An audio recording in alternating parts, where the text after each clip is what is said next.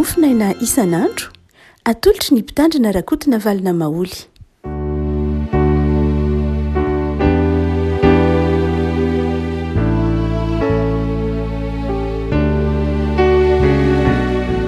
Falibarabantsika rehefa ko malalatra hatry ity sabotsy fa 7 ny volana jolay ity. Ny mofinaina voalahatra ho antsika anio dia ny bokin'i Ezekela toko 7. Ezekela toko 7 andininy 4 ka hatramin'ny 4:10. Aminaran'i Jesosy. Ary hoy Jehovah tamiko, ry zanak'olona, andeha mankany amin'ny tagnan'Israely ka lazao amin'ny teniko. Fa tsy ho any amin'ny firenena mibedibedi-piteny sy miberiberika no andrahananao, fa ho any amin'ny tagnan'Israely ihany. Tsy ho amin'ny firenena maro izay mibedibedi-piteny sy miberiberika tsy ho azonao ny teniny, fa raha maniraka anao amin'ny ireto dia iainanao izy. Fa ny tagnan'Israely dia tsy mety miaino anao satria tsy mety miaino ahy izy. Fa ny tagnan'Israely rehetra dia mafiandrina sady madibo. Indro, efa anao mafiko ny tarehinao hiatrika amin'ny tarehiny sy ny andronao anandrina ny andriny. Ataoko toy ny diamondra ny andronao eny mafy noho ny vatolampy aza ka aza matahotra na mivadi-po noho ny tarehiny fa taranaka matitra izy. Ary izy tamiko, ry zanak'olona, ny teny rehetra izay olazaiko aminao dia aoko mamy fonao ka enoy amin'ny sofinao dia mandehana makany amin'ny babo dia ireo zanaky ny firenenao ary miterena aminy hoe izao ny lazain'i Jehovah Tompo na iaino izy na tsy iaino. Ary nisy fananana ingahy dia nandrea horakoraka be toy vokana na hoe isaorana anie ny voninahitry Jehovah avy amin'ny fitoerany ary rekoa ny fikopakopaky ny elatry ny zava-manan'aina izay nifanendry sy ny fidilidilitry ny kodi teo anirany sy norakoraka be. Ary nisy fananana ingahy ka nitondra ahy dia lasa aho sady nirehitra tamin'ny fahavitosan'ny fanahiko ary ny tanan'i Jehovah dia nahery tao amiko. Ray masonao, manamasinana ny fahamarinana ny teninao ny fahamarinana. Amen. Raha mamaky ity bokin'i Ezekela mpaminany ity tsika rehefa ko malala dia resy lahatra ny amin'ilay fomba fanazavany Isaia mpaminany hoe ny fihevitry Jehovah, ny fihevitr'Andriamanitra tsy fihevitr'olombelona. Mihevitra ny olombelona, misaina ny olombelona fa izao mandrakariva ny fandaharana na eritreretintsika na ny fomba fisainantsika dia tsy mifanaraka amin'ny fomba fisainan'Andriamanitra. Amin'ity Ezekela mpaminany ity dia mazava mihitsy izany. Zanak'Israely tamin'ny andro Ezekela mpaminany izany na andeha ataontsika hoe taloha kely sy taoriana kely dia nizara telo mazava tsara. Rehefa tonga rehefa niodina tamin'Andriamanitra zanak'Israely ka tonga ny Babiloniana handrava ambabo ny zanak'Israely dia azo lazaina hoe nizara toko telo ny zanak'Israely. Ny toko voalohany dia ireo nijanona tao Jerosalema, ireo ataontsika hoe ireo osa, ireo antitra, ireo tsy avaram-pianarana, ireo zay antonontonona dia tavela tao Jerosalema. Jerosalema efa rava, efa potika, efa tsisy niraisana intsony, rava ny tempoly, rava ny manda, tsy tanàna intsony le Jerosalema izay lehibe tamin'ny andron'i Davida. Ny toko faharoa kosa dia nisy ninandositra tany Egipta. Ireo zay nirona kokoa tamin'ny lafiny ara-politika, ireo zay mpitondra dia nirona kokoa nakany Egipta satria saika akaiky ny mpitondra dia noho ny lafiny ataontsika hoe ara-diplomatika dia nandeha nahana fifandraisana tamin'ny Egipta ny zanak'Israely ka dia nisy zany nandositra tany Egipta. Ny tompony efa nitemana hoe aza makany Egipta ianareo. Fa ireo zay ataontsika hoe mpanapaka sy mpitondra dia nakany Egipta isan'izay niterena izy ireo nanaraka azy Jeremia mpaminany. Maro tany moa Jeremia mpaminany. Fa ny toko fahatelo kosa ireto dia nentin'ny Babiloniana tany Babilôna. Ireto toko fahatelo reto ireto dia zavazainao maro nisy dia ireo manam-pahaizana ny tanora satria ireo dia nalain'ny Babiloniana mba hiasa any Babilôna. Dia i Ezekela mpaminany iray no niaraka tamin'ireto tany Babilôna. Eo no mahatonga antsika mieritreritra hoe ahoana moa ny fihevitr'Andriamanitra. Ao anatin'izany alaiso tsara an-tsaina hoe niara-belona tamin'izany olona izany ianao dia iza no heverinao marina fa naminany Jeremia mpaminany marina fa nisy mpaminay maro samihafa tahaka zao andro enatsika zao ihany hoe misy fiangonana fa tsy mora na takatra ny sitrapon'andriamanitra fa ireo zay ny hay no ny sitrapon'andriamanitra na takatra ny sitrapon'andriamanitra no ny asana fanan'andriamanitra dia nitenenany tompo anao hoe any Babilôna no sitrapon'andriamanitra tsy lay nijanona tao Jerosalema na lay nandositra tany Egipta fa lay babitra any Babilôna zava-miafina ny sitrapon'andriamanitra atsika teo fihevitr'andriamanitra tsy fihevitritsika araka ny Ezekela mpaminany de izao Andriamanitra nanaiky niara-babo niaraka ory niaraka nijaly tamin'ny zanak'Israely tany Babilôna Andriamanitra nanaiky iarakory zay tsy mahazatra mihitsy zay resahana hoe ny fihevitr'Andriamanitra mandrakariva tsy fihevintsika Andriamanitra dia namela ny tanànan'i Jerosalema ho rava namela ny firen'Israely ho rava ary io de manaiky indray iaraka ho babo amin'ny zanak'Israely nisy fizisiana anankiray antsoina hoe Albert Einstein zay fantatry ny akamaroantsika any amin'ny alokely ny ady lehibe faharoa any amin'ny taona 1970 dia ny teny manao hoe Dieu ne joue pas au dé zany hoe Andriamanitra dia tsisy kisendrasendra amin'Andriamanitra tsy misy zavatra kisendrasendra zany amin'Andriamanitra Albert Einstein moa de fantatsika fa jiosy amerikanina allemand izay marina loatra fa tsy mpivavaka tahaka ny hoe fivavahantsika ankehitriny izy tsy arak'izay fahafantarantsika tsy hoe fivavahana no iaina Einstein ny fivavahana fa izy jiosy hatry ny fahazana izy de efa nitezaina tamin'ny fivavahana jiosy testamenta taloha ny Talmud hatrany amin'ny 12 taonany no zany dia misy lafika finoana fivavahana sy finoanan'Andriamanitra ao anatin'ity fizisiana zay namoaka ny antsoina hoe théorie de la relativité ity dia izay mamaka ao anatin'ny fisainana zany a dia ny fisian'Andriamanitra marina ho tsika teo fa tsy takalay Andriamanitra resahantsika eo amin'ny fivavahana kristiana loatra ny resahana Andriamanitra izy nametrahana fanontaniana asa aty amin'ny taona alokely ny ady lehibe faharoa na aty ambadiky ny ady lehibe faharoa koa aza de hoe Andriamanitra ohatrany ahoana moa ninao dia namaly ity fizisiana ity manao hoe ny fetretako azy araha de tahaka ny Andriamanitra Spinoza de fantatsika fa nino taonjato fa fito ambin'ny folo any Spinoza tamin'ny andron'le tolona reto de nanana fijery manokana tamin'ny andro Spinoza nanana fijery manokana momba an'Andriamanitra ny akabeazan'ny olona Spinoza de nanasalo manao hoe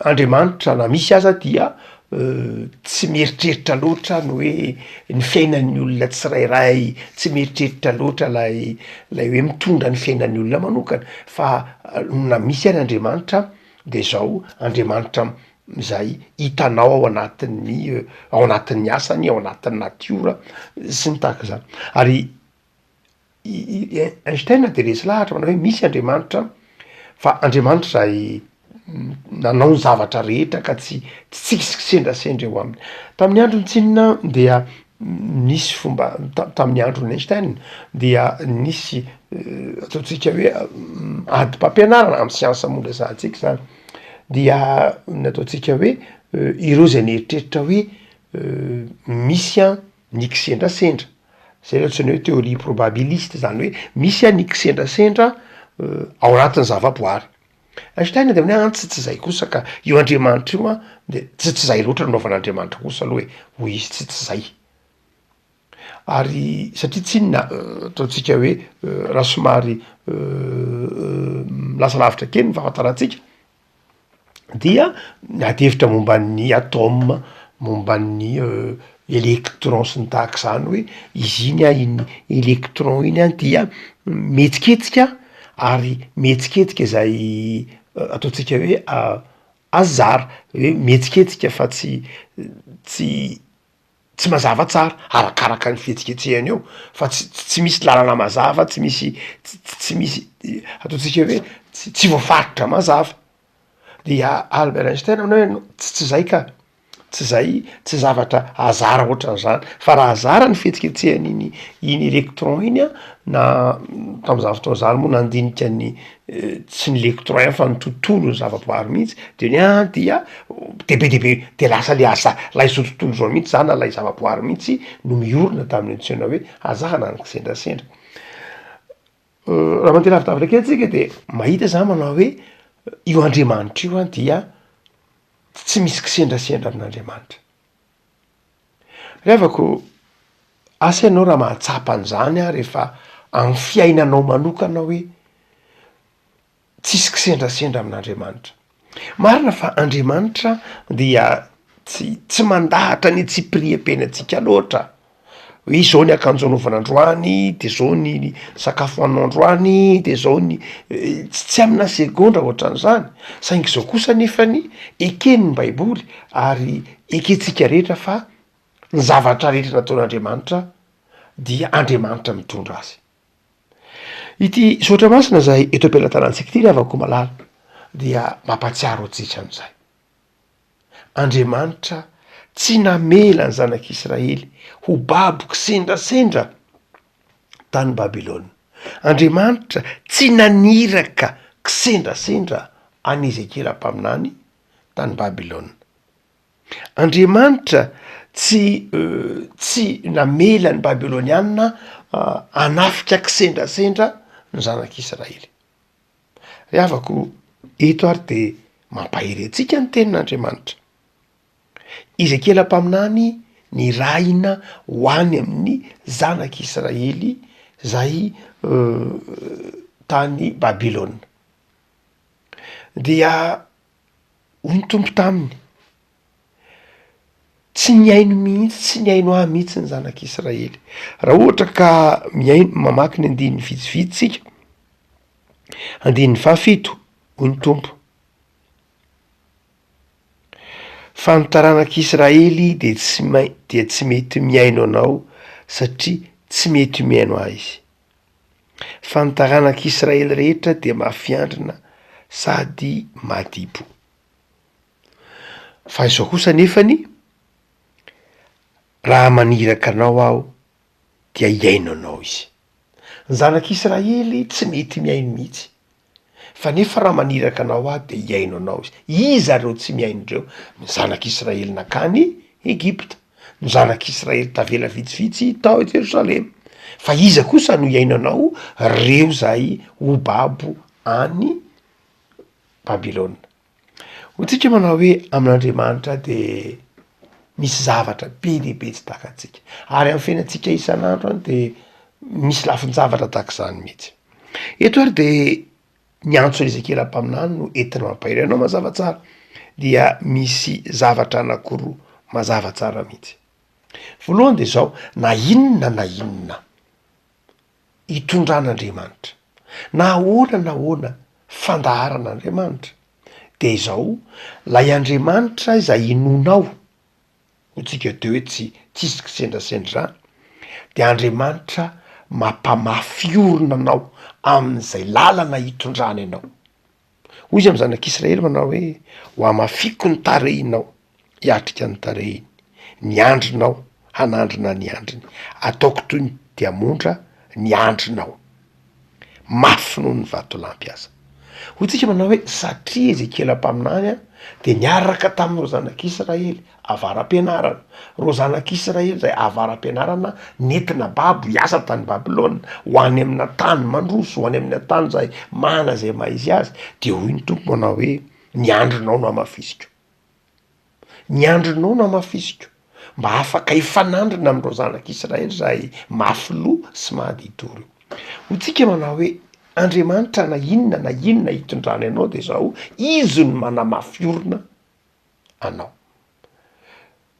Amin'ny faminaniany Abakoka mpaminany de hoy ny tompo, hoy Abakoka manao hoe fa manony tongotra toy ny an'ny diravavy izy. Nangatahany Abakoka mpaminany de zao ny anamafisan'Andriamanitra, ny anamafisany Jehova ny tongony ho afa mandeha amin'ny lalatsarotra. Eto indray ny Ezekela mpaminany de zao Andriamanitra indray manamafy ny andrina na ny loha zany ezetinazy ny Ezekela mba hafa hiatrika ny zanak'Israely. Hotsika manao hoe manahoana ary ny tontolo iainanao, manahoana ny zavatra avelan'Andriamanitra setrainao. Ny zavatra avelan'Andriamanitra setraitsika amin'ny fiainantsika de zao mino fa tsisy kisendrasendra.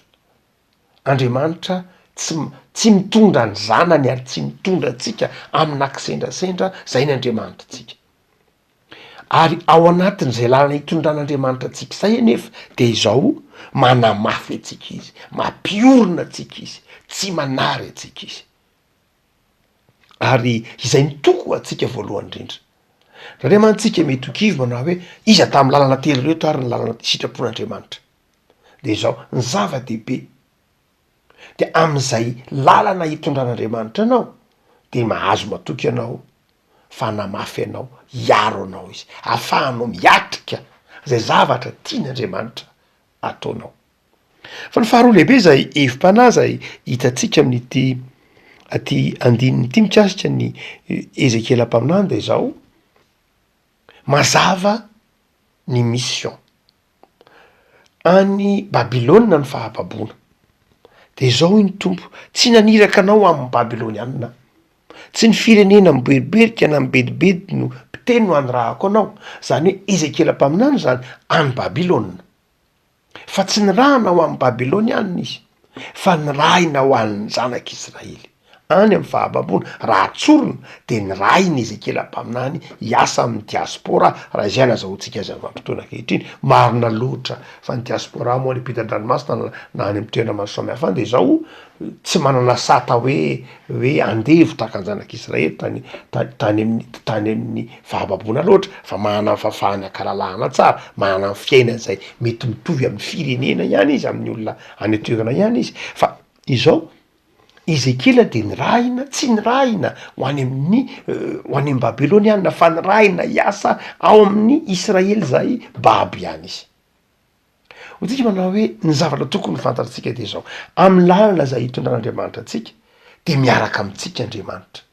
Lay Andriamanitra miaraka babo, miaraka ory amintsika ary miaraka ory tamin'ny Ezekela mpaminany izy de nanome iraka mazava any Ezekela. Io lalana hitondran'Andriamanitra ny Ezekela io tsy avy hatrany de azony Ezekela. Am'ty toko fahatelo ity de mazava izao, fa ny ainan'ny Ezekela an'io tsy avy hatrany de mazava. Misy fahitana isan-karazany hitany Ezekela. Hatria mahatonga ny Ezekela miteny manao hoe ary ny tanan'i Jehova de nahery tao amiko. Ny afaka malala am'izao fiainantsika isan'andro zao de mahazo matoky an'io Andriamanitra ray nambaran'i Jesosy fa fantatsika amin'ny alalan'ny finoana azy io isika. Io Andriamanitra zay tsy salasalantsika ny fitiavany, tsy salasalantsika ny fahariny zao rehetra zao, tsy salasalantsika ny fahendren'ny tondro zao rehetra zao. De io Andriamanitra io de manazava fa izy de mitondra atsika ary nisy fanahy nanainga ka nitondra, nisy fanahy zay nitondra na ahoana de zao tsisy kisendrasendra amin'Andriamanitra. Ny Andriamanitra tsika de Andriamanitra mitondra atsika, mivimbina atsika ary mampandresy atsika. Aza mametra-panontaniana ary manao hoe aizao aiza ianao Andriamanitra am'izao fitrangan-javatra izao. Io fitrangan-javatra io mihitsy de avelan'Andriamanitra hitranga. Ary ao anatin'io fitrangan-javatra io no tena hiariariny eo akaikinao an'Andriamanitra. Asian'Andriamanitra miezaka isika, asian'Andriamanitra miasa isika, fa ireny rehetra iny de zao apetrakintsika eo am-pelantanan'Andriamanitra. Afaka malala alao hery asa matoky ny fitondran'Andriamanitra, matoky ny fivimbinan'Andriamanitra, matoky fa io Andriamanitra io de Andriamanitra mahafantatra ny ataony. Jesosy afaka malala efa impiry ny teny an'izany moa manao hoe tsy mbola tonga ny fotoako. Ny dikan'izany tsy ny olombelona ny tompon'ny fotoana, fa Andriamanitra ny tompon'ny fotoana. Impiry Jesosy moa tadiavin'ny olona samborona, tadiavin'ny olona ny finoana, de niteny Jesosy manao hoe tsy mbola tonga ny fotoana. Andriamanitra no mitondra ny tantara. Ndray maka Jesosy tonga teo amin'ny Pilato, de hoe Pilato manao hoe za nge manana fahefana, de hoy Jesosy tsy manana fahefana amiko zany ianao, fa matoa tonga eto anatrehonao de zavatra navelan'Andriamanitra tonga eto fahefan'Andriamanitra zany, fa tsy fahefanao. Vao mainka moa tsy azon'ny Pilato, tsy azony Pilato le izy raha tsy efa araky ny novatsofina raha tsy efa taona ela tateo reny. Dia eo zany no atonga atsika manazava manao hoe ny Andriamanitra ao de Andriamanitra tompon'ny tantara. Andriamanitra ao de tompon'ny tantara satria tompon'lay tantara izy de izy zany no mahafantatra na ny dikan'lay tantara, mahafantatra ny ho avy de zao mahazo matoky azy isika, mahazo mametraka ny fiainana am-pelantanantsika isika ary matoky azy fa tianao izy. Mivavaky isika. Tompo am'saotra anao zahay fa ianao Andriamanitra dia fitiavana sy famindrampo. Misy lafin-javatra maro tokoa tompona ndray tsy takatra eo amin'ny fiainanay. Saingy efa nataonao tonga takatray zany noho ny amin' Jesosy. Ny zanako malalanao efa niteny taminay fa ao aminy no ahafantaranay ianao, lehibe ianao, masina ianao, nahazo zao rehetra zao ianao, misy zao rehetra zao satria ianao nampisy azy. Ka inona moa zay bitika tompo? Ianao de afaka mitondra anay mandrakariva amin'ny fahatsarana. Tompo mazava ny teninao fa na inona lalana hitondranao anay, na inona sedra lalovanay, na inona safidinay koa aza, rehefa miaraka aminao zahay de ianao mamafiorona anay, ianao no manamafy ny andrinay, manamafy ny endrika hafa miatrika ny zava-tsarotra zay avelanao lalovanay, na indrindra mety vokatry ny safidinay aza ka fanaraka tamin'ny sitraponao na vokatry ny safidinay ka tsy mifanaraka tamin'ny sitraponao nefa efa nifonanay ary napetraka eto am-pelantananao hanjary ho zavatra rehetra miara-miasa azy soa. Ampaherezy Tompo hanana fo matoky anao, ampaherezy mba hanana fo miankina aminao de mivavaky izay Tompo. Am'izao farany herinandro zao misaotra noho ny fitantananao nisan'andronay tamin'ity herinandro ty. Raha mety nisy nampalahelo anao ny nataonay, tsy natoky anao zahay, mety ho ny salasala, mety ho nany medisiny de hifonanay aminao reny, fataovy mitoetra mandrakariva amin'ny fitiavana anao zahay. Azo averinao izongozona ny fahatokina ianao. De tahiro ireo marary Tompo, tahiro ireo manana olana, ataovy mahatoky anao. Sitrano ireo any amin'ny hopitaly, mehoery ireo manana ady am-panahy, ary ataovy miorina tsara amin'ny fonanao Jesosy zahay. Manomboka ny herinandro raha ampitso alahady de ataovy miona aminao hatrany zahay, ary ataovy fiasana de fiasan'ny fitiavanao amin'ny fiainana isan'andro. Amin'ny anaranao Jesosy. Amen.